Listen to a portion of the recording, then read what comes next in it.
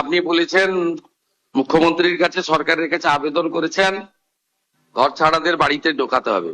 আমার তো ঘর ছাড়া কেউ আছে বলে জানা নেই। যদি যদি যদি যদি যদি কেউ ঘর ছাড়া থাকে, আপনি আপনি মাননীয়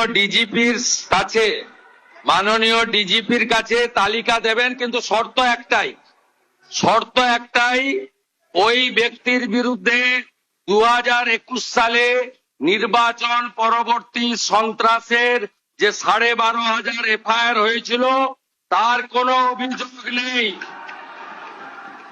একদম পরিষ্কার শর্ত, যার জন্য জাস্টিস মঞ্জুরা চেল্লুর নেতৃত্বে কলকাতা হাইকোর্ট যে কমিটি করে দিয়েছিল, সিট তৈরি হয়েছিল, ভবানী ভবনে টেম্পোরারি অফিস হয়েছিল। আপনি তালিকা দেবেন। যদি 2021-এর পোস্টপল ভায়োলেন্সের অভিযোগ থাকে, তাকে সরাসরি জেলে যেতে হবে।